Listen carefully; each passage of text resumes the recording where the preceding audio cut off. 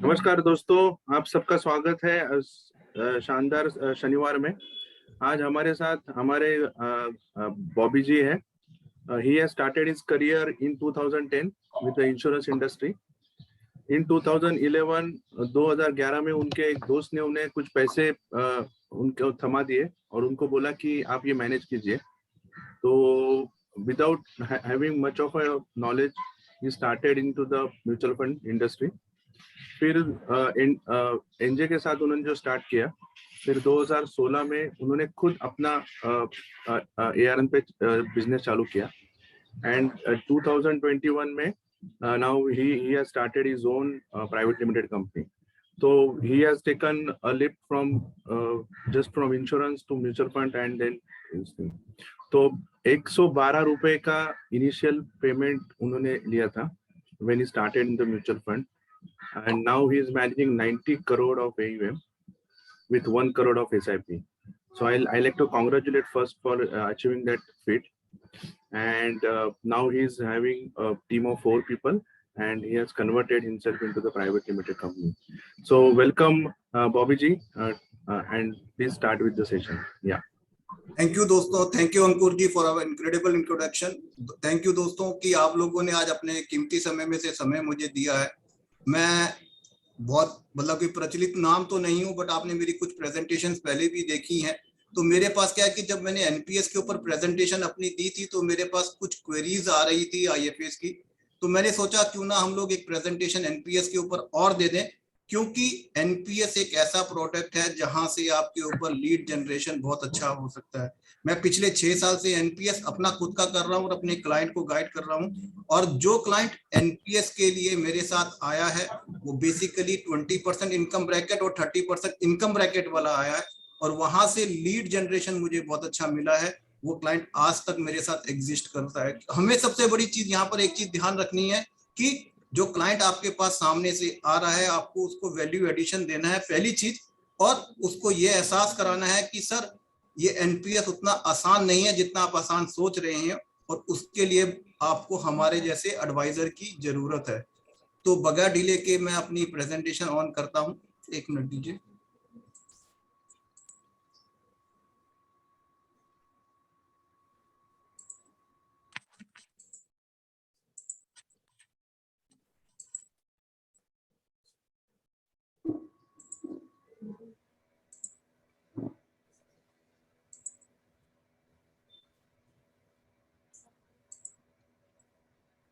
तो ये same presentation है जो मैंने पहले भी दिया आप लोगों के सामने, वही प्रेजेंटेशन है। मैं दोबारा रिपीट कर रहा हूँ, सिर्फ देने का पर्पस यही है कि आप लोगों तक कुछ वैल्यू एडिशन कर पाऊं। हम लोगों ने ये मनी भाई जी ने या अंकुर जी ने हमें एक बहुत बढ़िया ये प्लेटफॉर्म दिया है जहां हम एक दूसरे को नॉलेज शेयर करते हैं, एक दूसरे से सीखते हैं और उसको भी ग्रो करने का मौका देते हैं, और हम भी अपने आप में ग्रो करते हैं। मैंने बहुत कुछ यहाँ से सीखा है जिसको इम्प्लीमेंट किया और मेरे बिजनेस में ट्रांसफॉर्मेशन आया है। मेरे पास जो है, मेरी कोशिश है कि मैं आप लोगों को दूं, अगर आप उससे सीख के उसके अंदर कुछ भी इंप्लीमेंट कर पाए, बिलीव मी आपका गेम चेंज हो सकता है। तो यही प्रेजेंटेशन मैंने आप लोगों के सामने पहले भी दी थी, जिसका नाम रखा था मैंने एनपीएस इज इट गुड और बैड। मेरे बारे में इंट्रोडक्शन ऑब्वियस अंकुर जी ने मेरे से ज्यादा अच्छा दे दिया। मुझे लगता है कि इंट्रोडक्शन की मुझे जरूरत नहीं है देने की। हाइजीन ऑफ द सेशन, मैं एक ही चीज कहूंगा कि एनपीएस मेरे बहुत सारे दोस्त जो आज ज्वाइन करे हैं जानते होंगे एनपीएस के बारे में, कोई डाउट ही नहीं है, बट कुछ चीजें ऐसी होंगी जो म्यूट कर दी। Mute all.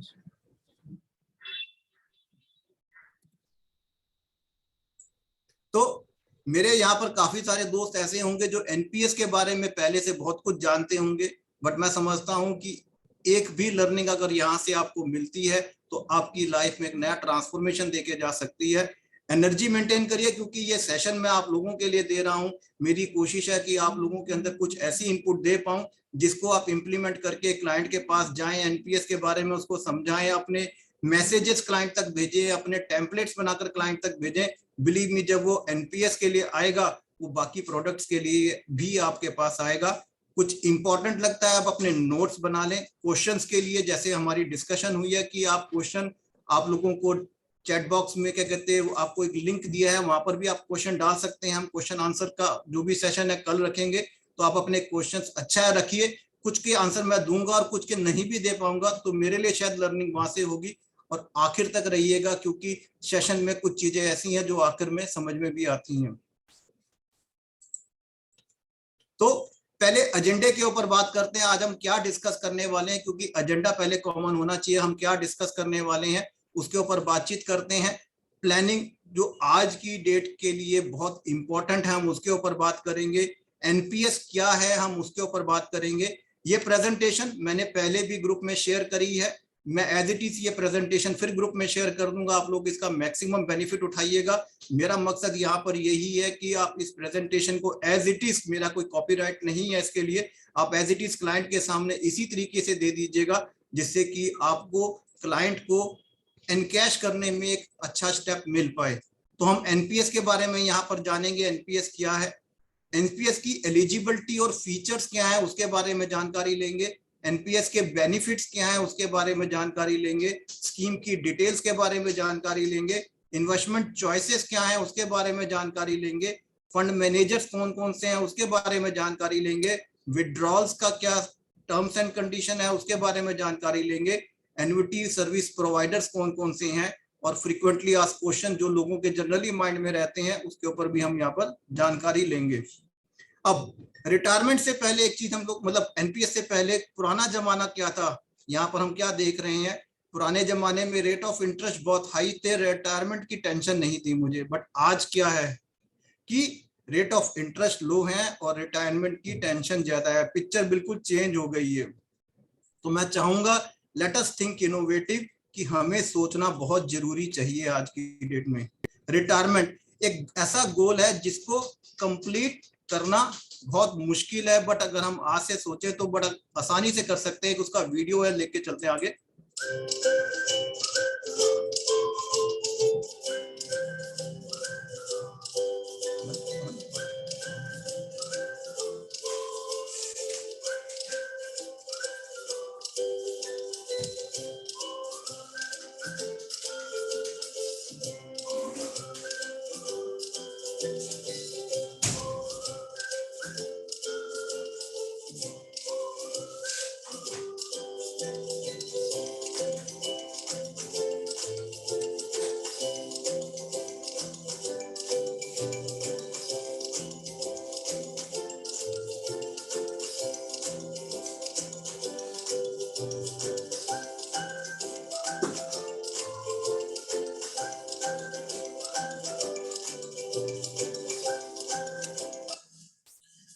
वीडियो के द्वारा मैंने कुछ चीजें आप लोगों को हाईलाइट करी हैं, तो शायद आप उसको ध्यान से देखेंगे। वीडियो एज इट इज आपके पास पीपीटी में आएगी, तो इस वीडियो को अगर आप ध्यान से देखेंगे तो बहुत कुछ इस वीडियो के द्वारा हम लोगों ने लोगों तक जानकारी पहुंचाने की कोशिश की है।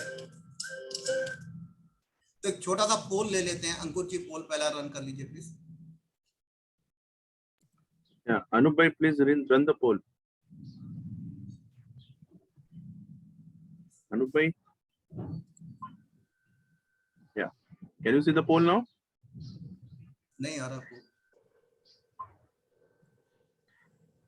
यस, तो मैं चाहूंगा कि यहाँ पर हम 253 पार्टिसिपेंट्स हैं, तो 2-4 होस्ट को छोड़ के मैं चाहूंगा कि हर इंसान इसमें पोल में पार्टिसिपेट करे। देखते हैं कि क्या क्या ऑप्शंस आपके पास आते हैं। गुड,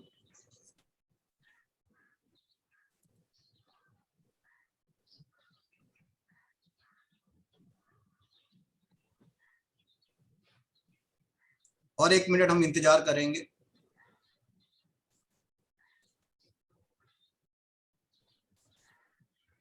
गुड, 65% लोगों ने दे दिया। मैं चाहूंगा कि 100% रिजल्ट हो यहाँ पर आज हमारे पास।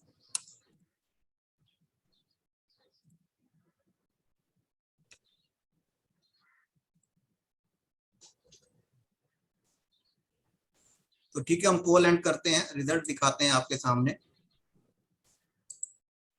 तो अगर आप रिजल्ट देख रहे हैं सामने से क्या दिख रहा है। सबसे पहला क्वेश्चन हमने पूछा था, should you consider extra tax saving apart from 1.5 lakh under section 80C। But मेरे पास 97%, मतलब कि 191 लोगों ने पोल किया है, उसमें से 186 लोग कह रहे हैं यस। बट क्या हम लोगों ने क्लाइंट के सामने इस चीज को टारगेट किया। और दूसरा क्वेश्चन मेरा था, do you feel NPS can be helpful for you. तो 92% लोगों ने इसके ऊपर भी आंसर यस में दिया है। इसका मतलब कि क्या एनपीएस के बारे में आप उत्सुक हैं, बट क्या हम लोगों ने क्लाइंट्स के सामने एनपीएस के ऊपर डिस्कशन किया है? दोस्तों इसको डिस्कस करो। मैं अपना मतलब लाइव आप लोगों को बता रहा हूं कि मेरे पास 20% और 30% इनकम वाले काफी क्लाइंट एनपीएस के थ्रू जुड़े हैं। आप एज इट इज इस प्रेजेंटेशन को क्लाइंट के सामने 1 घंटा लेके दे दो, मैं आपको सही कह रहा हूं कि लीड जनरेशन ऑटोमेटिक हो जाएगी और जो आएगा वो जाएगा नहीं कभी भी। तो आगे चलते हैं। Planning need of the hour. Planning की क्यों जरूरत है? क्योंकि इन्फ्लेशन बहुत तेजी से बढ़ रहा है, डायनामिक्स तेजी से बढ़ रहा है। क्योंकि फैमिली में अगर हम बात करें तो पहले हम लोग जॉइंट फैमिली सिस्टम की बात करते थे, बट आज की डेट में क्या है, न्यूक्लियर फैमिली सिस्टम हो रहा है। वैल्यूज चेंज हो रहे हैं। एनहांस स्टैंडर्ड ऑफ लिविंग, क्योंकि स्टैंडर्ड ऑफ लिविंग अगर आप अपने दादाजी का स्टैंडर्ड ऑफ लिविंग देखो, आप अपने फादर का देखो और आप अपना देखो, तो आपको सामने से एहसास हो रहा है कि स्टैंडर्ड ऑफ लिविंग कितनी तेजी से बढ़ रहा है। लाइफस्टाइल चेंज हो रहा है। इंक्रीजिंग लाइफ एक्सपेक्टेंसी एक बहुत बड़ा वो है कि लाइफ एक्सपेक्टेंसी लोगों की बहुत तेजी से बढ़ रही है, क्योंकि मेडिकल एडवांसमेंट बहुत ज्यादा आ रहा है। और सबसे बड़ी चीज है कि मेडिकल एक्सपेंडिचर टूवर्ड्स हमारे मतलब कि किसी भी तरीके के दवाइयों के खर्चे कहें या हम हॉस्पिटलाइजेशन का खर्चा कहें, वो तेजी से बढ़ रहा है। इसीलिए मुझे रिटायरमेंट प्लानिंग के अंदर फोकस करना बहुत जरूरी है। तो अगर हम इनकम एक्सपेंडिचर लाइफ साइकिल की हम बात करें तो हम यहाँ पर क्या देख रहे हैं इस ग्राफ के थ्रू कि 45, 50, 60 तक के लिए मेरे पास यहाँ पर इनकम एक फेज में ग्रो करती है और उसके बाद all of a sudden income खत्म हो जाती है, जहां मेरे एक्चुअल एक्सपेंसेस शुरू होते हैं। तो ये basically NPS is a part of my retirement planning. मैं फिर रिपीट कर रहा हूँ, NPS is a part of my retirement planning. तो हमें एनपीएस के थ्रू भी अपनी रिटायरमेंट प्लानिंग करनी चाहिए।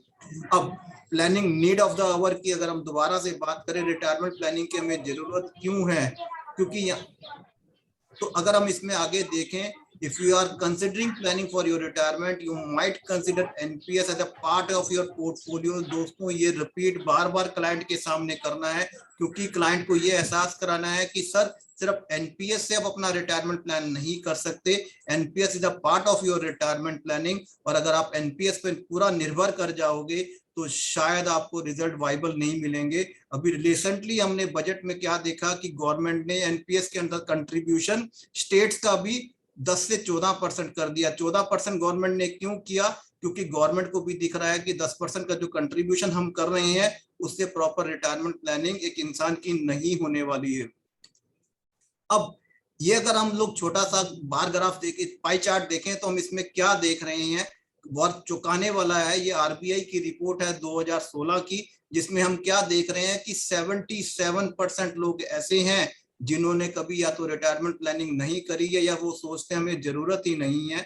और अगर हम बाकी को देख के चलें तो हम क्या देख रहे हैं कि सिर्फ 10% लोग प्लानिंग कर रहे हैं और 13% एक्टिवली सेविंग कर रहे हैं। तो दोस्तों ये किटी हमारे पास बहुत बड़ी है जिसको हम छेड़ सकते हैं। ये पाई चार्ट आपको चार्ट दिखाने का पर्पस यही है कि आप इन क्लाइंट्स को फोकस करने की कोशिश करो, जो बहुत बड़ा मार्केट शेयर आप लोगों के लिए बन सकता है।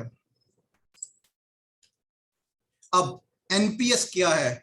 बेसिक शब्दों में हम कहें तो एनपीएस एक स्कीम है जो गवर्नमेंट ऑफ इंडिया द्वारा चलाई जा रही है, जिसको रेगुलेट पीएफआरडीए कर रहा है, pension fund regulatory and development authority इसका फुल फॉर्म है।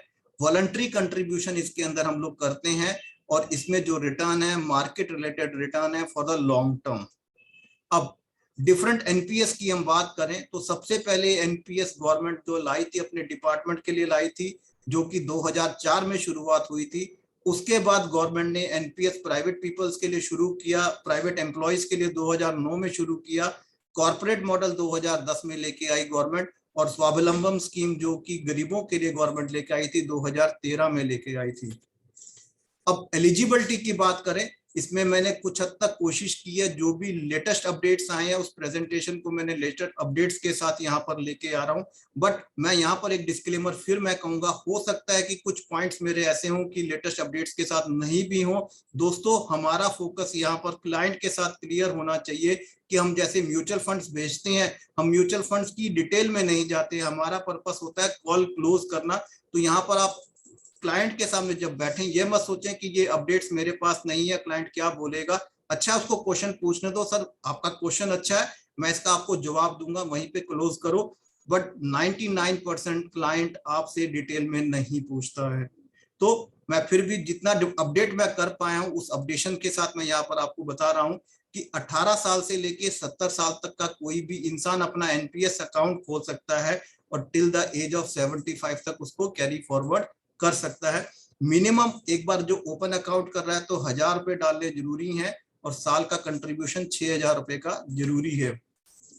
अब एनपीएस के फीचर्स की हम बात करें, जब आप एनपीएस सब्सक्राइब करते हैं, जब आप इनिशियली पहले पेमेंट करते हैं तो आपको 12 डिजिट का एक पैरान नंबर अलॉट होता है।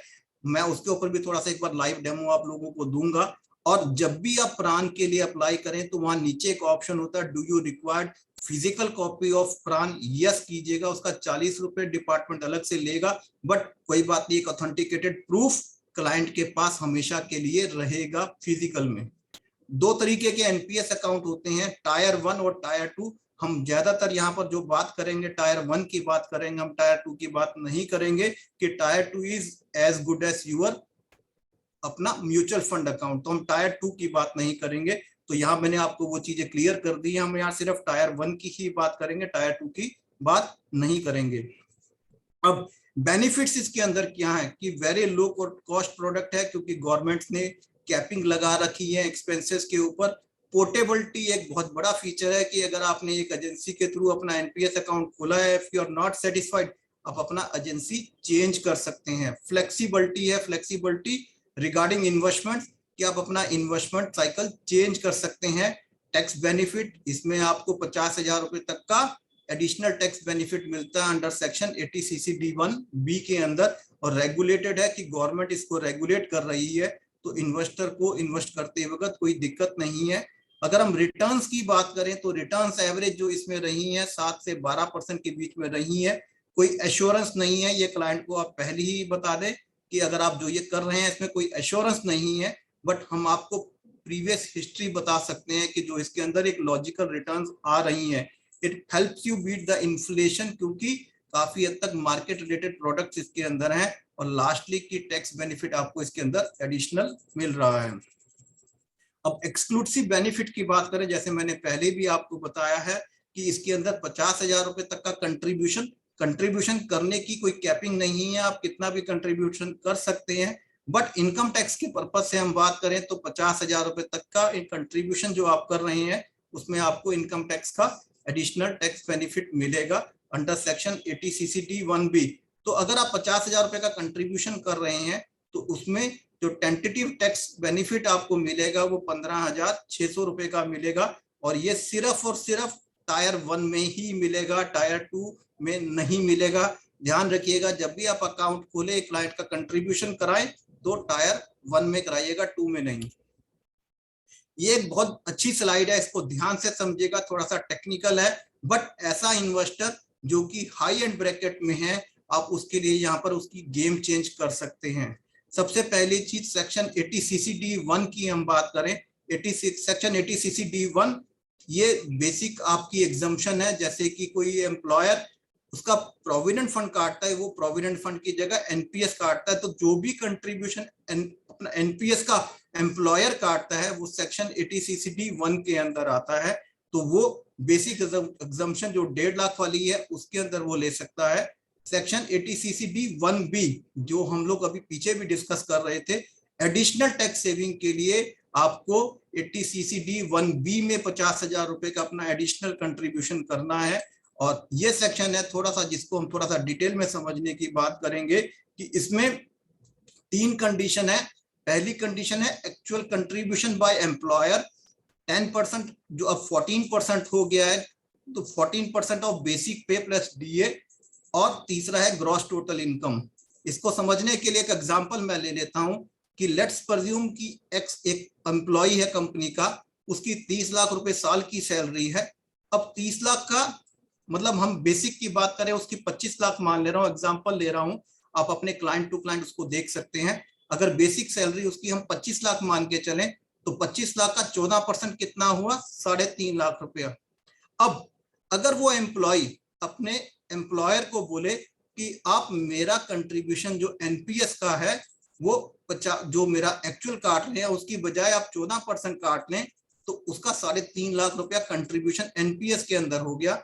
अब वो 3.5 लाख रुपया जो एम्प्लॉयर काट रहा है उसके लिए तो दोनों एक्सपेंस है, क्योंकि पहले भी वो तनख्वाह 30 दे रहा था, अब भी वो 30 दे रहा है। बट एम्प्लॉय के लिए बेनिफिट क्या मिल गया कि नेट इनटेक सैलरी उसकी कितनी होगी, 30 माइनस 3.5, तो उसकी टैक्सेशन 26.5 लाख की होगी। ये बेनिफिट आप हाई एंड क्लाइंट्स को बता सकते हैं, जहां से आपको एक अच्छी लीड जनरेशन मिल सकती है।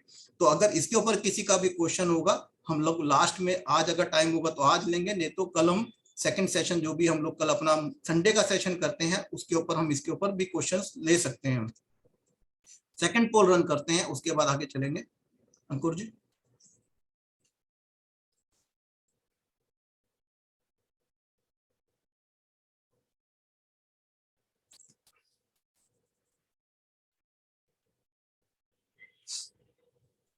Sir, you can run the poll from your side also. Okay okay, ये तो पहले ही आ गया, तो मैं करता हूँ। वहां पे नंबर डले हुए हैं तो दूसरा चूज कर लेना।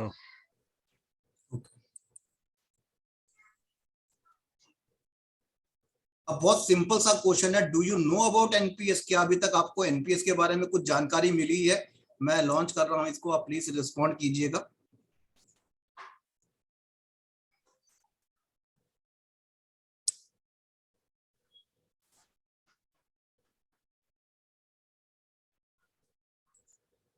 हम अभी बेसिक जानकारी की बात करेंगे। क्या आपको कुछ बेसिक जानकारी एनपीएस के बारे में मिली है यहाँ से?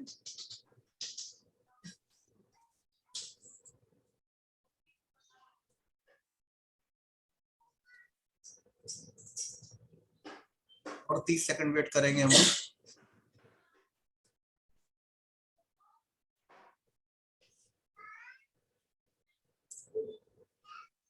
चलिए रिजल्ट शेयर करता हूं मैं आप लोगों के सामने। तो अगर आप देखें, थैंक यू कि 241 में से 200 दोस्त मेरे कह रहे हैं कि हाँ मुझे यहाँ से जानकारी मिली है, बट 32 जिनको जानकारी नहीं मिली है, अभी भी थोड़ा सा उनको कंफ्यूजन है। मैं लास्ट में अपना नंबर फिर शेयर करूंगा, आप मेरे से 1 to 1 कनेक्ट कर सकते हैं। मेरी कोशिश होगी कि मैं आपको वहां पर हेल्प कर पाऊं, किस पॉइंट पे आपको माइंड में डिस्ट्रैक्शन है, जिससे कि आप क्लाइंट के सामने जब जाएं तो एनपीएस तरीके से उसको समझा पाए। अब एनपीएस स्कीम की डिटेल्स के ऊपर थोड़ा सा हम बात करते हैं, ये बहुत इंपॉर्टेंट है। हमारे पास इसके अंदर बेसिकली 5 इन्वेस्टमेंट ऑप्शंस हमें यहाँ पर मिलते हैं। सबसे पहला ऑप्शन मिलता ई, जिसको हम बोलते हैं इक्विटी। तो इक्विटी में हमारा जनरली पैसा इसमें लार्ज कैप इंडेक्स फंड या ईटीएफ्स में लगता है। दूसरा ऑप्शन है सी, जिसमें पैसा हमारे कॉर्पोरेट बॉन्ड, कॉर्पोरेट डेट्स में लगता है, तो आप इसके अंदर भी क्लाइंट्स का पैसा लगा सकते हैं। जी है जो गवर्नमेंट सिक्योरिटीज में पैसा लगता है। ए मेरा है अल्टरनेटिव इन्वेस्टमेंट प्लान, तो इसमें भी पैसा आप लगा सकते हैं। और हमारा लास्ट है ए है रिप्रेजेंट हमारा अल्टरनेटिव इन्वेस्टमेंट फंड, और दूसरा हमारा ए है जो कि टायर 2 में एआईएफ हम कर सकते हैं। दोस्तों मेरा सजेशन है कि हम स्कीम ए क्लाइंट को गाइड बिल्कुल नहीं करें, हम सी, जी और ई के ऊपर ही बात करें। और क्लाइंट अगर यंग है तो कोशिश करें कि मैक्सिमम एक्सपोजर उसको इक्विटी का देने की कोशिश करें, उसके बाद कॉर्पोरेट बॉन्ड फंड दें, और कुछ फ्लेवर सिर्फ गवर्नमेंट सिक्योरिटीज के देके चले। क्योंकि अगर हम रिटर्न्स की बात करके चले तो कॉर्पोरेट डेट मुझे हमेशा गवर्नमेंट सिक्योरिटीज से रिटर्न्स ऊपर देके चलेगा। यहाँ पर हम क्लाइंट का गेम चेंज कर सकते हैं कि टाइम टू टाइम क्लाइंट को कहेंगे सर कि आपका किस टाइम पे क्या रेशियो डेट टू इक्विटी होना चाहिए, कौन सा फंड मैनेजर आपको चॉइस करना चाहिए सर, उसके लिए आपको मेरे जैसे एडवाइजर की जरूरत है। तो यहाँ आपको क्लाइंट को अपनी इंपॉर्टेंस दिखानी बहुत जरूरी है। अगर ये इंपॉर्टेंस आपने क्लाइंट को नहीं दिखाई, एनपीएस अकाउंट आप खोल दोगे सर, उसके बाद जिंदगी में कभी उसका फोन आपके पास नहीं आएगा। अब इन्वेस्टमेंट की हम बात करें, एक्टिव चॉइस, इसमें 2 ऑप्शन होते हैं, ऑटो चॉइस और एक्टिव चॉइस। हम पहले एक्टिव चॉइस की बात कर रहे हैं। एक्टिव चॉइस में मैक्सिमम 75% आप इक्विटी कर सकते हैं, 100% तक आप कॉर्पोरेट बॉन्ड कर सकते हैं, 100% तक आप गवर्नमेंट सिक्योरिटीज कर सकते हैं। बट अगर हम एआईएफ की बात कर रहे हैं, जिसको हम ए का नाम दे रहे हैं, इसमें मैक्सिमम कैपिंग 5% है। बट मेरा सजेशन है कि हम एआईएफ क्लाइंट को नहीं समझाएं तो अच्छा होगा। अब ऑटो चॉइस की हम बात करें तो इसमें भी 4 अलग अलग ऑप्शन हम रादर कह सकते हैं। एक है कि आपके एज के अकॉर्डिंगली वो आपका इक्विटी और डेट कैलकुलेट करेगा। दूसरा है LC75 जिसको एग्रेसिव लाइफ साइकिल फंड कहते हैं, जिसमें मैक्सिमम एक्सपोजर 75% जाएगा, बट 50 की एज के बाद वो ऑटोमेटिकली चेंज हो जाएगा। LC50 जिसकी हम बात कर रहे हैं जिसमें दोनों 50-50 रहेगा, और LC25 जिसमें कि मेरा कंजर्वेटिव लाइफ साइकिल रहेगा कि इक्विटी मेरा जो है 25% रहेगा और बाकी 75% मैं गवर्नमेंट सिक्योरिटीज और कॉर्पोरेट बॉन्ड फंड्स के थ्रू अपना इन्वेस्टमेंट कर सकता हूं।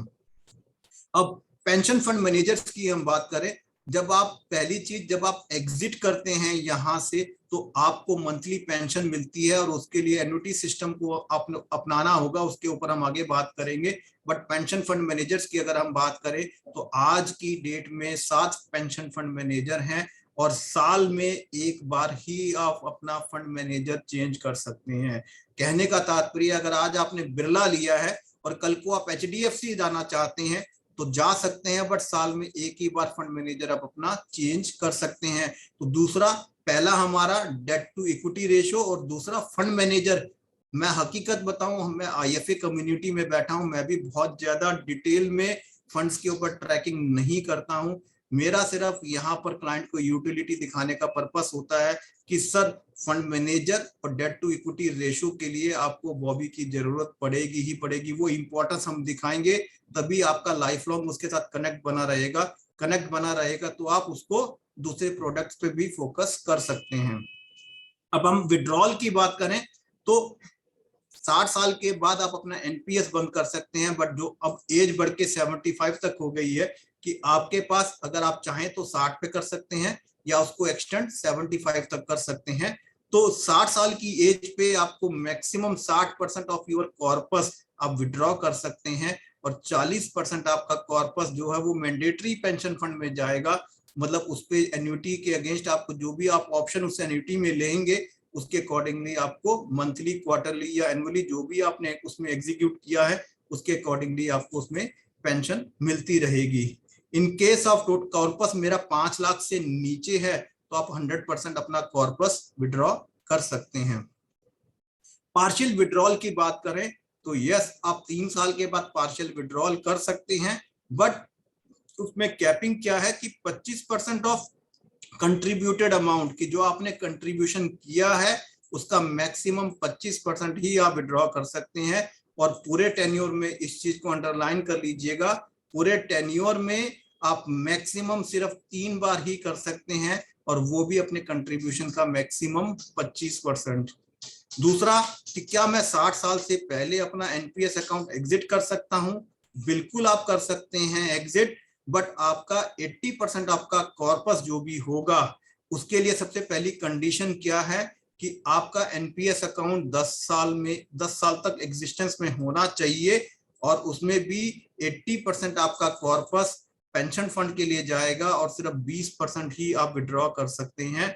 In case the total corpus is less than 1 lakh the subscriber can withdraw 100%। की अगर उसका कॉर्पस 1 लाख से नीचे है वो 100% विड्रॉ कर सकते हैं। अगला पोल, लास्ट पोल, इसको रन करते हैं हम लोग।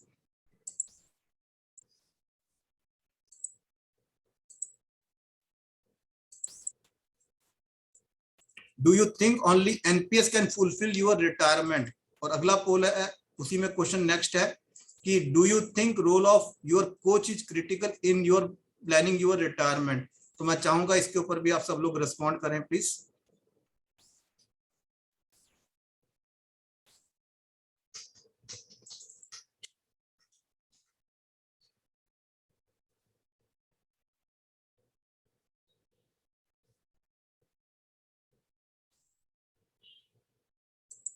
तो मैं रिजल्ट आपके सामने शेयर कर रहा हूं।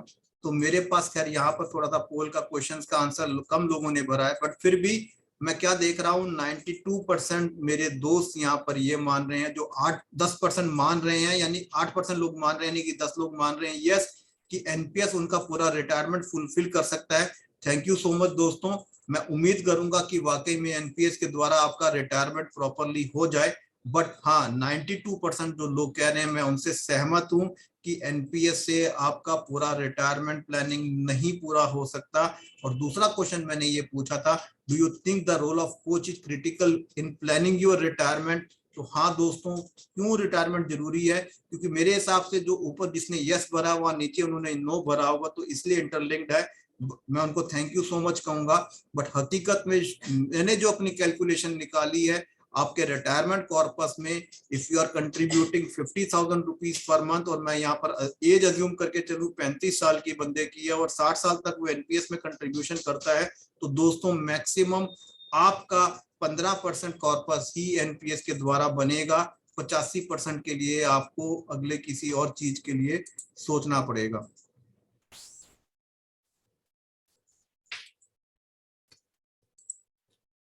तो एन्युटी सर्विस प्रोवाइडर की अगर हम बात करें तो यहाँ पर हमारे पास 11 एन्युटी सर्विस प्रोवाइडर है। सबसे टॉप पे है लाइफ इंश्योरेंस कॉर्पोरेशन, दूसरा HDFC Life Insurance, ICICI Pru Life Insurance, SBI Life Insurance, Star Union Daiichi Life Insurance, Bajaj है, एडलवाइस है, इंडिया फर्स्ट है, कैनरा एचएसबीसी है, कोटक महिंद्रा है और मैक्स लाइफ है। आपको जो आपने एक बार ऑप्शन सिलेक्ट कर लिया, आपको उसको रिवर्स करने का कोई ऑप्शन नहीं है। और एनपीएस जब भी आप एग्जिट कर रहे हैं उससे 6 महीने पहले इसके ऊपर आपको एग्जीक्यूशन करना बहुत जरूरी है। हाउ टू ओपन, सबसे बड़ा जो बॉटलनेक हम लोगों के अंदर आता है, डर हमारे अंदर जो पैदा होता है कि मैंने एनपीएस तो क्लाइंट को बता दिया, बट खोलूंगा कैसे, खुलेगा कैसे, क्या मुझे करना होगा, मैं अटक गया तो उसको सामने से जवाब क्या दूंगा? दोस्तों बहुत सिंपल है। मतलब अगर हकीकत में आप सामने बैठे हैं तो मुझे कोई अगर डिटेल प्रोवाइड करेगा, मैं 15 मिनट में उसका एनपीएस अकाउंट एक्टिव करके पेमेंट भी करा दूंगा लाइव यहाँ पर। तो सबसे पहली चीज, अगर हम फिजिकल एनपीएस अकाउंट खोल रहे हैं, मैं सजेस्ट करूंगा, आप लोगों से विनती करूंगा, फिजिकल एनपीएस अकाउंट मत खोले। अगर आप खोलते हैं तो शायद आपकी सर्विसेज क्लाइंट को बहुत ज्यादा आपको देनी पड़ेगी। क्लाइंट मतलब आप इनडायरेक्टली क्लाइंट को अपने ऊपर डिपेंडेंट बना रहे हैं। आप ऑनलाइन करें, ऑनलाइन में भी जब आप करते हैं, मैं लाइव दिखाऊंगा थोड़ा सा आपको, आप कोशिश करें कि आधार बेस करें, पैन बेस नहीं करें। अगर आप पैन बेस करेंगे आपको केवाईसी के लिए बैंक में जाकर ऑथराइजेशन कराना पड़ेगा, बट अगर आप आधार बेस करेंगे तो आपका इंस्टेंट खुल जाएगा, आपको कहीं जाने की जरूरत नहीं है। तो मैं वही चीज यहाँ पर बोल रहा हूँ, duly filled and sign form और digital through OTP based Aadhaar के बेस पे करें।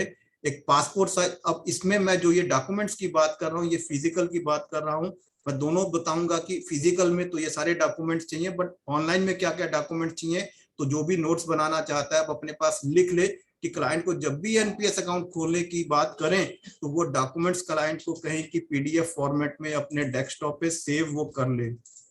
तो फिजिकल में मुझे एक पासपोर्ट साइज फोटो चाहिए क्लाइंट की, सेल्फ अटेस्टेड पैन कार्ड की कॉपी चाहिए, एड्रेस प्रूफ चाहिए, कैंसल चेक चाहिए, कंट्रीब्यूशन ऑफ 50,000 चाहिए और एनएसीएच मैंडेट चाहिए अगर मैं फिजिकल जा रहा हूं।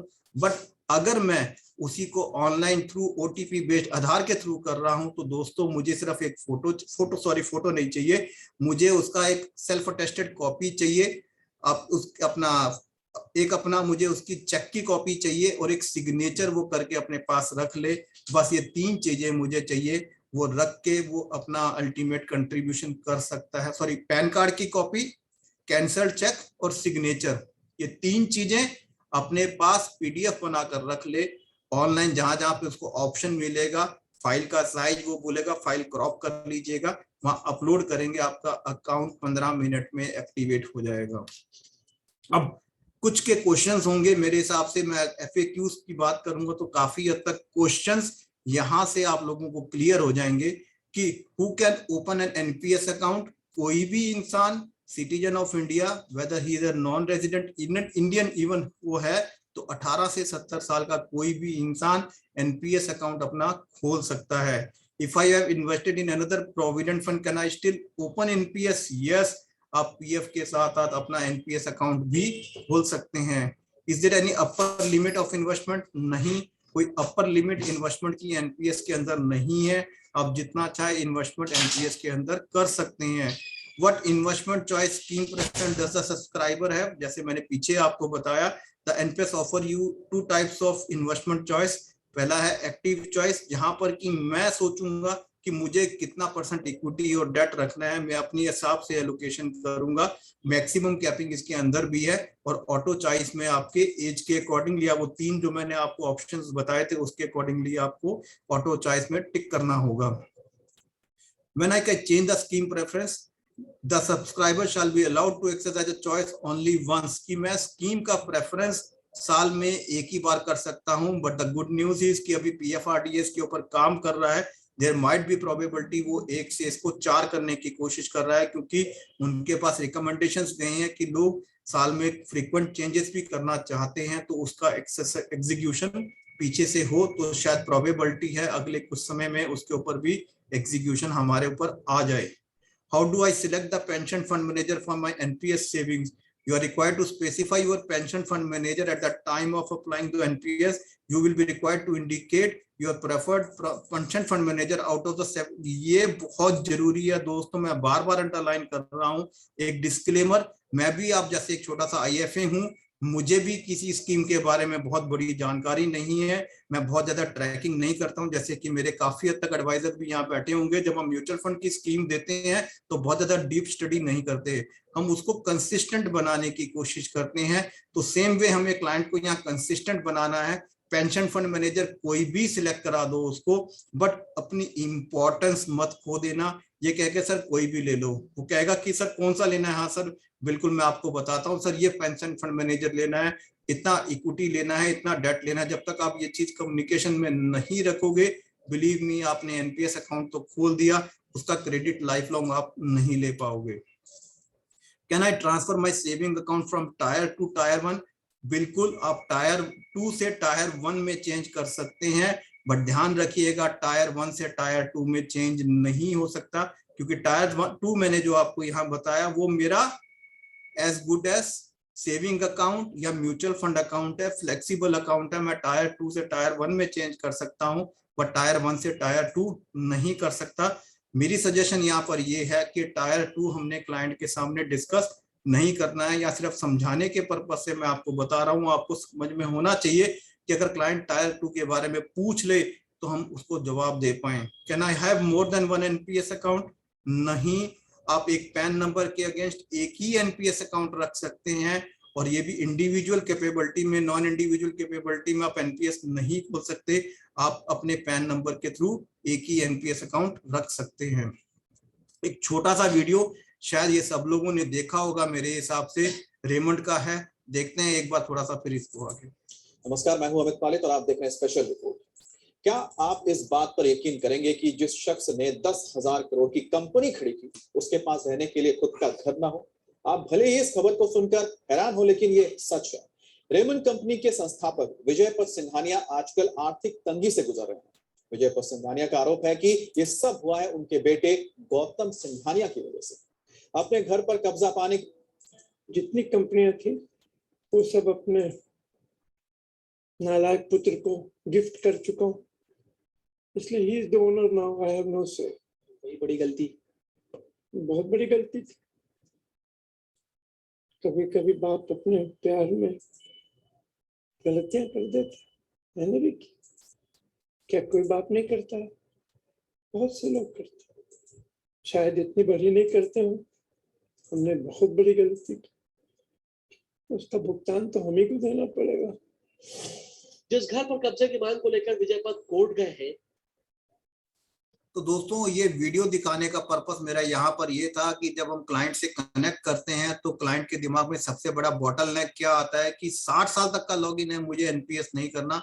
ये वीडियो दिखा के आप उसको कन्वर्ट कर सकते हैं कि सर कल को आपके साथ भी ये रेमंड वाला हाल हो सकता है अगर आप अपनी फ्लेक्सिबल इन्वेस्टमेंट लेके चलेंगे।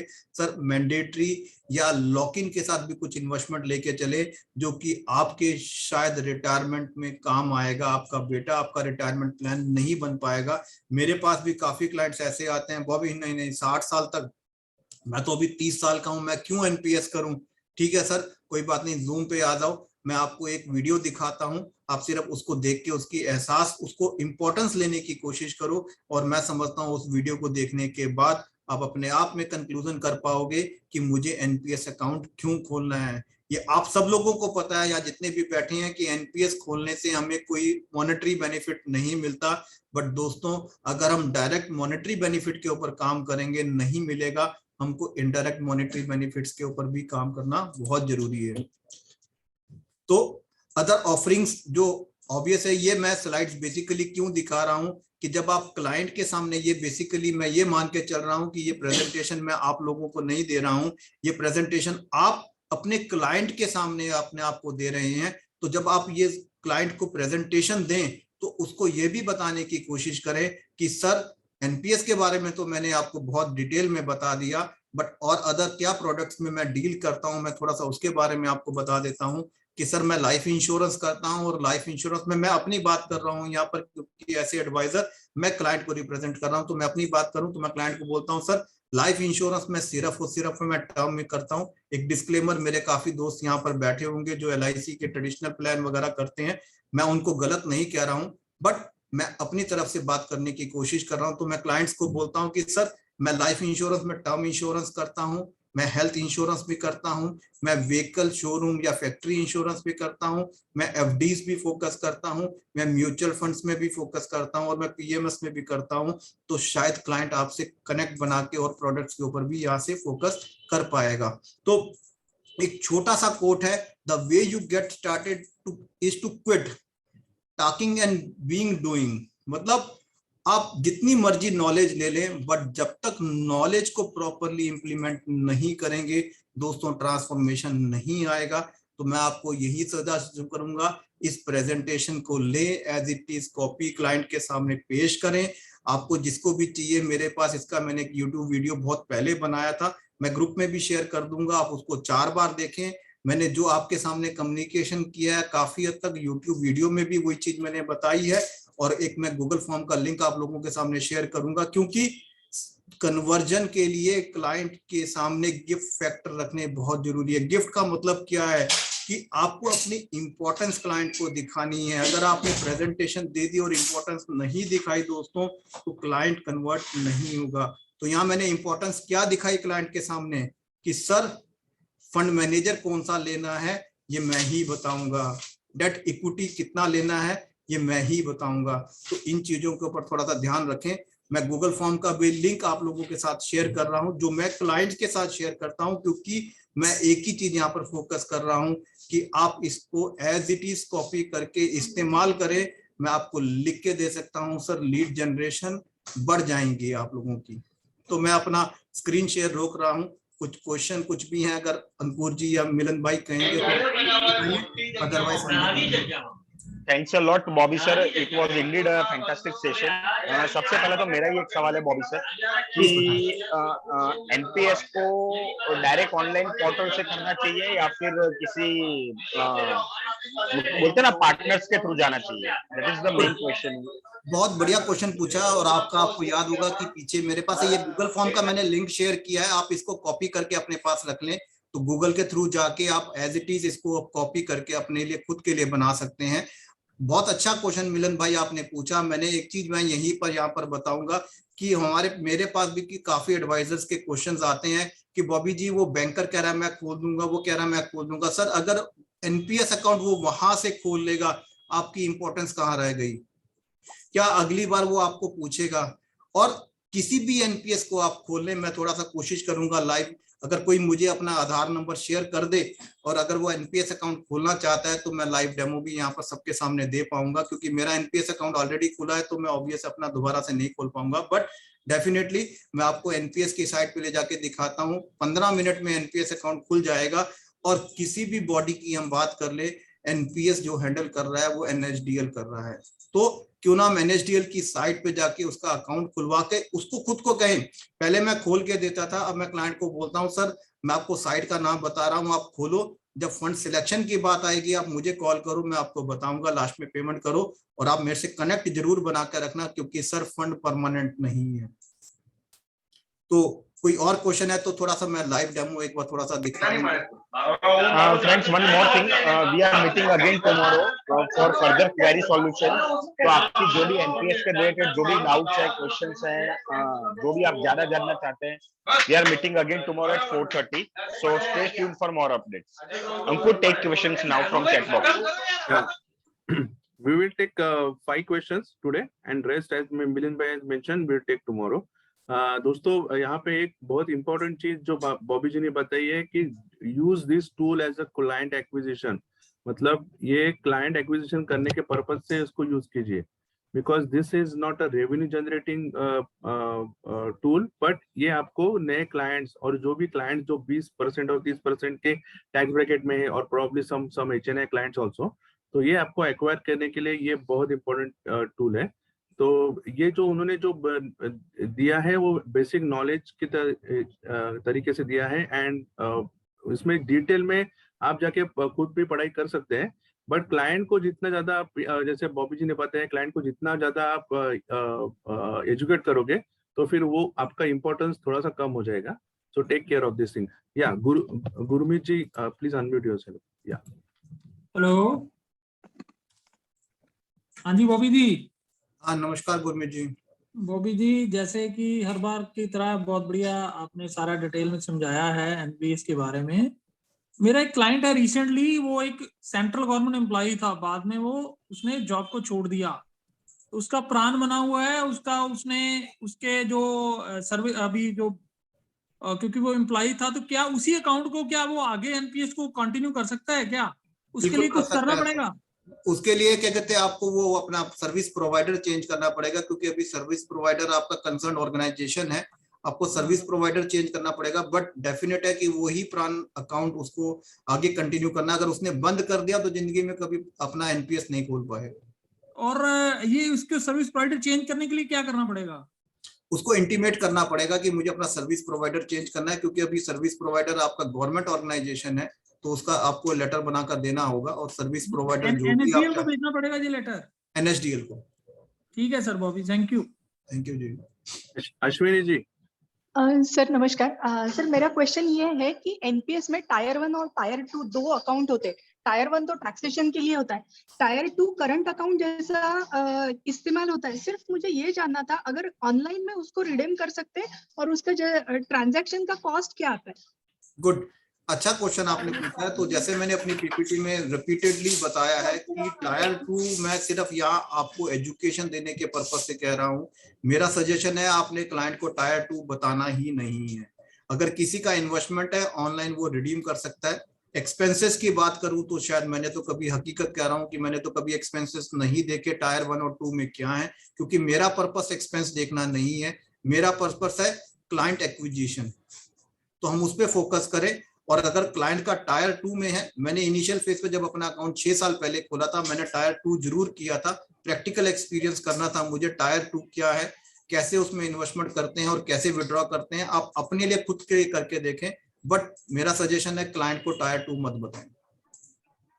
Okay, thank you sir. अभी सर मुझे ये पूछना था कि जैसे आपने बताया कि हम डिटेल क्लाइंट को भेज दें कि इस साइट पे चले जाओ और ये प्रोसेस फॉलो कर लो। अगर हम डॉक्यूमेंट्स खुद अपने पास मंगाकर उसका अकाउंट हम इनिशिएट कर देते हैं और बाद में उसको लिंक भेज दें कि आप इस लिंक पर जाकर पेमेंट कर दो सर, क्या वो पॉसिबिलिटी होती है या नहीं होती है? बिल्कुल होती है। मैं आपको बताता हूँ कि 1-2 जगह मैंने जो सिचुएशन फेस करी है, मैं आप लोगों के सामने वही लाइव कर रहा हूँ। अभी क्या हुआ, रिसेंटली मैंने क्लाइंट का एनपीएस अकाउंट की डिटेल सारी फिल करके उसको कहा सर जाके आप पेमेंट कर दो। अब उसके पास कागज आए, उसमें उसका प्रान कार्ड नहीं आया। अब कार्ड नहीं आया, उसने मतलब मुझे डेली बेसिस पे फोन करना शुरू कर दिया। अब क्या प्रान कार्ड दिलाना मेरा पर्पस था? नहीं था, क्योंकि इनिशियल फेज पे मैंने डिटेल्स भरी थी, तो मेरी मजबूरी बन गई कि उसको हैंडल करना। तो ये कॉन्सिक्वेंसेस आप लोग भी फेस कर सकते हैं। तो इसीलिए मैंने जो अभी तक अपना एक्सपीरियंस किया है, मेरा सजेशन है कि आप लोग डायरेक्टली मतलब एनपीएस अपने आप मत खोलें। आप क्लाइंट को कहें कि सर मैं आपको साइट बताता हूं, आप उस साइट पे जाके आप खुद अपने आप खोलें, क्योंकि अगर वो गलती करता है तो आपको दिक्कत नहीं आएगी। आप अपने आप को सेफ गार्ड कर सकते हैं। Thank you sir. और इसमें आपका टाइम, मतलब आपका जो टाइम इन्वॉल्व है वो भी कम हो जाएगा। There is no benefit, monetary benefit as such. तो इसमें हम लोग हमारा टाइम ज्यादा वेस्ट करें, मतलब ये करेंगे तो फिर कॉम्प्लिकेशन बढ़ सकते हैं। एग्जैक्टली। और हमें सिर्फ एक ही चीज की मैं बार बार कह रहा हूँ, हमें यूटिलिटी दो चीजों पे रखनी है कि सर पेंशन फंड मैनेजर कौन सा लेना है और डेट इक्विटी रेशियो कितना रखना है। मैं फ्रैंकली बताऊं, मैं बहुत ज्यादा डिटेल में नहीं स्टडी करता, बट मैं क्लाइंट के सामने वो जो हम कहते हैं गिफ्ट फैक्टर की, हमें क्लाइंट को अपने साथ जोड़ने के लिए ये चीज बार बार उसको कहनी है कि सर इन चीजों के लिए आपको बॉबी की जरूरत पड़ेगी और आप कनेक्ट बना के रखें अपना। Govind ji, unmute yourself. Thank you Bobby sir for nice session.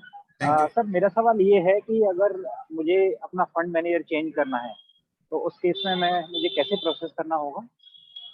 Good, अच्छा क्वेश्चन आपने पूछा है। उसमें क्या है कि जब आपका एनपीएस अकाउंट खोला है, जब आप एनपीएस में जाएंगे वहां ऑप्शन देता है कि do you want to change your fund manager. Yes करके आप अपना पेंशन फंड मैनेजर भी चेंज कर सकते हैं, even debt to equity ratio भी चेंज कर सकते हैं। तो सर मुझे अभी मैं आईसीआईसीआई पेंशन फंड के थ्रू करता हूँ, तो मैं इससे ये चेंज कर पाऊंगा या मुझे पीएफआरडीए की साइट पे जाके करना पड़ेगा ये? नहीं सर, पीएफआरडीए रेगुलेटर है। आप म्यूचुअल फंड खरीदते हैं तो सेबी नहीं कुछ भी आपको वो ऑप्शन देता। आप म्यूचुअल फंड कंपनी के या अपने सॉफ्टवेयर पे जाके काम करते हैं, तो यहाँ पर आपने जो एनपीएस खोला है वो खोला है आपने एनएसडीएल की साइट पे या जिस भी साइट पे आपने जाके खोला है, उस साइट पे जाके आपको ऑप्शन मिलता है कि आप अपना आईडी पासवर्ड डाल के जब आप पेमेंट करते हैं उससे पहले ऑप्शन मिलता है आपको कि do you want to change your fund manager. तो आप वहां पर यस करेंगे तो आप अपना फंड मैनेजर चेंज कर सकते हैं। फिर भी आपको दिक्कत हो तो मेरा नंबर ग्रुप में शेयर किया है, आप मेरे साथ 1-to-1 क्या कहते हैं ऑनलाइन कनेक्ट कर पाए एनीडेस्क के थ्रू, मैं आपको हेल्प कर दूंगा। This will be the last question. Makaran ji का क्वेश्चन लास्ट लेते हैं। विकास जी, आपका जो क्वेश्चन है हम लोग कल के सेशन में लेंगे and we will continue with all the queries. Prateek ji और जो भी हमारे दोस्त हैं इनको क्वेश्चन है एनपीएस के बारे में, जस्ट नोट डाउन कर लीजिए and we will start tomorrow. हमारे टुमारो कल के सेशन में भी बॉबी जी हमारे साथ होंगे and he will resolve our queries regarding NPS. या मकरन जी प्लीज गो ऑन। सर ये जो रेशो रहता है डेट टू इक्विटी वो फिक्स रहता है या हम लोग अपने हिसाब से कर सकते हैं एज के हिसाब से? गुड सर, 50 के बाद तो मतलब कि ऑब्वियस है कि गवर्नमेंट कहती है, मतलब पीएफआरडीए कहता है कि आप इससे ऊपर डेट मतलब इक्विटी या डेट नहीं कर सकते, बट उसमें भी ऑप्शन रहता है और इवन 50 से पहले भी ऑप्शन रहता है कि आप डेट और इक्विटी अपने हिसाब से उसमें चेंज कर सकते हैं, बट इक्विटी मैक्सिमम 75 तक ले सकते हैं, 75 से ऊपर इक्विटी नहीं ले सकते। और सर इसका कोई स्टैंडर्ड रिटर्न वाला कुछ ट्रैकर ऐसा मिलता है साइट पे या? सर मैं फिर रिक्वेस्ट कर रहा हूं कि क्लाइंट को रिटर्न नहीं दिखानी है, क्योंकि अगर आपने क्लाइंट को रिटर्न दिखा दी तो आप फंस जाएंगे उसके अंदर। आप क्लाइंट को टेंटेटिव रिटर्न उसकी साइट पे जाके दिखा दे कि सर ये अभी तक की हिस्ट्री है, और मैंने अपनी प्रेजेंटेशन में भी आपको एक लाइन लिख के दिखाई है वहां पर, क्योंकि कंप्लायंस बहुत बड़ा है। आप उसको बता दीजिए सर नो गारंटी, मैं गारंटी नहीं दे रहा हूं। पहली बात तो सर आप मुझे ये बताएं कि आपके पास एनपीएस अकाउंट आप खोल लें इसके लिए कितने एडवाइजर्स ने कनेक्ट किया है। मैं तो सर आपके पास आके बता रहा हूं कि सर आप एनपीएस अकाउंट खोले, टैक्स सेविंग भी करें, जिसमें मेरा कोई रेवेन्यू नहीं है, मेरा इन्वॉल्वमेंट ज्यादा है, बट प्लीज मेरी रिक्वेस्ट है कि रिटर्न्स क्लाइंट के साथ बिल्कुल मत शेयर करें। अगर आप करेंगे तो आप कॉन्सिक्वेंसेस में फंस सकते हैं। टेंटेटिव रिटर्न्स की बात करें और रिटर्न्स वेबसाइट के थ्रू उसको दिखाने की कोशिश करें या प्रेजेंटेशन के थ्रू उसको बताएं, बट उसको लिख के कह दें कि सर ये गारंटेड नहीं है। जो सिस्टम ने रिटर्न्स हाई और लो दिखाई है, मैं आपको सामने से वो कम्युनिकेट करने के बारे में बता रहा हूँ। परफेक्ट दोस्तों, बेसिकली उसका फोकस है उसके टैक्स सेविंग और उसका जो रिटायरमेंट कॉर्पस है उस पे लेके जाए। मतलब बिकॉज 50,000 जो एडिशनल इन्वेस्टमेंट वो कर रहे हैं उसके वजह से उसका अराउंड 15,600 का टैक्स सालाना बच रहा है। And apart from that he is creating some corpus for his retirement purpose. तो these are the two main features और factors that we should focus on. और जैसे कि आप भी सभी लोग म्यूचुअल फंड का काम करते हैं, 45 म्यूचुअल फंड है, अभी कोई किसी साल आगे रहेगा, कोई किसी साल पीछे रहेगा। तो ये आपके हाथ में नहीं है। तो जैसे बॉबी जी ने बताया कि रिटर्न्स पे फोकस ना करें, मेन जो कॉन्सेप्ट है उस पे फोकस करें। So thank you Bobby ji, and thanks everyone for joining today. We will continue, सभी लोग हम कल जुड़े रहिए और हम लोग बॉबी जी से और डिटेल में बात करेंगे। एंड इसका हम लोग और जितना डिटेल में जा सके और इंफॉर्मेशन ले सके और हमारी क्वेरी सॉल्व कर सके, तो that we will do tomorrow. मैं एक चीज और कहूंगा कि अगर कोई भी, मेरा नंबर मैंने शेयर किया है, कोई भी इंडिविजुअल जो अपना एनपीएस अकाउंट खोलना चाहता है, मुझे अपना पैन कार्ड, सिग्नेचर और चेक की कॉपी भेज दे। हम कोशिश करेंगे कल उसको लाइव कर लेंगे, तो बाकियों के लिए भी शायद एक अच्छा वो हो जाएगा और उसका अकाउंट यहाँ से खुल जाएगा, उसको भी सामने से पता चल जाएगा अकाउंट कैसे खुलता है, क्या क्या चीजें मुझे किस तरीके से फिल करनी पड़ती हैं।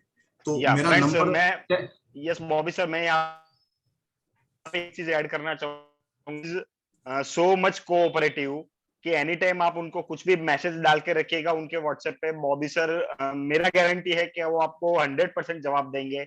एंड कल एक काम करते हैं बॉबी सर, मेरा खुद का एनपीएस अकाउंट खोलना है, let us open my NPS account. जिन लोगों ने आज रजिस्टर किया है उन सभी को कल के मीटिंग की लिंक उनके मेल आईडी पे मिल जाएगी। So please wait for our updates. So आपके जो भी डाउट्स हैं, सवाल हैं एनपीएस के बारे में, जो भी और जानना चाहते हैं, प्लीज अपने सवाल नोट डाउन करके रखिएगा। सारे सवाल के जवाब बॉबी सर कल हमको देंगे दोस्तों। So again thank you very much for participating in such a big number, and we are almost around 350 people today.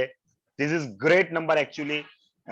Thank you all, and Ankur over to you, and Bobby sir over to you. एक और चीज मैं यहाँ पर कहूंगा कि please मेरी request है कि टेक्निकलिटीज के ऊपर ज्यादा, मतलब कि बहुत ज्यादा डिटेल में क्या क्या नए अपडेट्स आए हैं उसके ऊपर क्वेश्चंस कम रखें, क्योंकि मेरे पास अपडेट्स के ऊपर ज्यादा नॉलेज नहीं है। मेरा हमेशा फोकस एग्जीक्यूशन के ऊपर है और मैं सबको, ज्यादातर सबका जवाब ये आ रहा है कैसे खोल रहा है। तो मैं यही चीज कहूंगा कि कल का सेशन बिल्कुल मत मिस करें। आपके सामने मिलन भाई कह रहे हैं कि मेरा अकाउंट खोलना है, तो मैं आप सबके सामने वो लाइव खोल के दिखाऊंगा और आप टाइम नोट कीजिएगा कितने समय में वो अकाउंट खुलता है। बट क्लाइंट को ये चीज सामने से बोलनी है कि सर आप करेंगे, मैं आपको सिर्फ गाइड करूंगा। बॉबी जी मेरा एक क्वेश्चन है कि एनपीएस अकाउंट ऑनलाइन खोलने के बावजूद वो कहते हैं ये सारे डॉक्यूमेंट का प्रिंट आउट लो और जाके पीओपी में जाके जमा, पीओएस या पीओपी में जाके जमा कराओ। गुड, अच्छा पॉइंट पूछा, थैंक यू। मतलब कि शायद ये क्वेश्चन बहुत टेक्निकल क्वेश्चन आपने पूछा और टेक्निकल पर्सन ने टेक्निकल क्वेश्चन वाकई में रख दिया। मैं एक ही चीज कहूंगा कि यहाँ पर लास्ट में जाके ना आपको वो एक ऑप्शन देता है कि आप अपने आधार के थ्रू ओटीपी बेस्ड उसको वेरीफाई कर दें। अगर आप उसको वहां वेरीफाई कर देते हैं तो आपको डॉक्यूमेंट्स ऑन, मतलब कि फिजिकल नहीं भेजने पड़ते। जब मैंने अपना अकाउंट खोला था, हाँ डेफिनेटली मैंने अपने डॉक्यूमेंट सारे कोरियर किए थे, बट आज की डेट में आप अपना आधार बेस्ड ओटीपी के थ्रू उसको ई वेरीफाई करते हैं तो आपको डॉक्यूमेंट्स भेजने की जरूरत नहीं होती। कल वो हम लाइव देखेंगे। नहीं सर, वो अभी भी बोलता है, मैं आपको कल दिखा दूंगा। ठीक है, कल लाइव देखेंगे, कल लाइव देखेंगे अनु। हाँ, कल दिखा दूंगा आपको। ठीक है, जो भी दोस्तों, आप सबसे फिर से अनुरोध है दोस्तों, आपकी क्वेरीज और नोट डाउन करके रखिएगा और अगर चांस मिलता है, मौका मिलता है, तो प्लीज वो क्वेरी हमको मेल कर दीजिएगा hello@earthmitra-gurukulam पे, या तो बॉबी सर ने जो गूगल फॉर्म भेजा है वहां पे भेज दीजिएगा, so that we can cover that query tomorrow. And कल का टाइम रहेगा 4:30 PM। आप सभी को आपके व्हाट्सएप पे और आपके ईमेल पे ये कल के सेशन का डिटेल्स आ जाएगा। सो से स्टे ट्यून्ड, और इसका रिकॉर्डिंग भी आप सभी को मिल जाएगा, उसकी चिंता आप मत कीजिए। ओवर टू यू अंकुर। या परफेक्ट। बॉबी जी ने और एक चीज बताई, प्राण नंबर, जो 12 डिजिट का जो प्राण नंबर है और उसको नीचे टिक करना है कि उसको फिजिकल कॉपी आ जाए। तो दोस्तों क्लाइंट को एक बात बताने के भूलना नहीं है कि ये प्राण कार्ड है, वो संभाल के रखना है और उसका प्राण नंबर भी किधर उसको नोट करके रखने के लिए बोलिए, क्योंकि बाद में बिकॉज दिस इज 25-30, अगर 30 साल का कोई बंदा है जो 60 साल तक जाएगा तो 30 साल के बाद ये प्राण नंबर की जरूरत पड़ेगी। तो ये प्राण नंबर संभाल के रखने के लिए बोलिए और प्राण कार्ड संभाल के रखने के लिए बोलिए, ये बहुत इंपॉर्टेंट है। या So thanks a lot Bobby sir, thanks a lot for the wonderful insight with the NPS, क्योंकि ये बहुत ही इम्पोर्टेंट टूल हो सकता है हमारे सभी दोस्तों के लिए क्लाइंट एक्विजिशन करने के लिए, और मेजरली जो 20% और 30% के जो बड़े वाले HNI क्लाइंट्स हैं उनके साथ कनेक्ट बनाने के लिए। So दोस्तों अगर हम नहीं करेंगे ना, अगर हम नहीं करेंगे तो कोई और लेके जाएगा और अपना एग्जिस्टिंग म्यूचुअल फंड का धंधा और जो भी बिजनेस है वो दूसरे क्लाइंट के, दूसरे MFDs के पास या तो दूसरे ऑनलाइन प्लेटफॉर्म के पास चले जाएंगे। Please take it as a client acquisition tool and दोस्तों आप करिए, नहीं तो कोई और करेगा। देखो बेटर है आप कीजिए। एक और चीज मैं ऐड करूंगा कि आप IFAs हैं, तो मेरे ख्याल से एज ए क्लाइंट आपके पास भी बहुत सारी एजेंसी से ईमेल आती हैं कि आप अपना NPS अकाउंट हमारे थ्रू खोल लें। बेसिकली क्या है वो, अब मेरे पास रेलीगेयर की बहुत सारी ईमेल्स आती हैं, मेरे पास ICICI की बहुत सारी ईमेल्स आती हैं, मेरे पास HDFC की ईमेल्स भी बहुत आती हैं। बेसिकली क्या है, एक्विजिशन टूल है दोस्तों, Yes, yes, वो काम client कर रहा है, हम acquisition लोग छोड़ रहे हैं। Yes that is client acquisition tool. वो अभी फ्री में काम करेंगे, बाद में उनको क्रॉस सेलिंग करके अपना मुनाफा कमा लेंगे। So why don't we do friends, please focus on the, अभी शॉर्ट टर्म का मत सोचिए। अपने क्लाइंट को NPS दीजिए। ये एडिशनल 50,000 का टैक्स रेवेन्यू है दोस्तों, क्लाइंट का 15,000 रुपया बच रहा है। प्लीज इसको मत भूलिए, अपने क्लाइंट का 15,000 रुपए हम बचाएंगे। सो प्लीज इसको कीजिए, और इसका जो भी क्वेरीज डाउट्स है, Bobby sir is there and you can connect us and any of our task force members. So please do it. Thank you. Yes, thanks a lot, friends, and thanks a lot, Bobby ji, for Thank you. wonderful session. देखो हमारे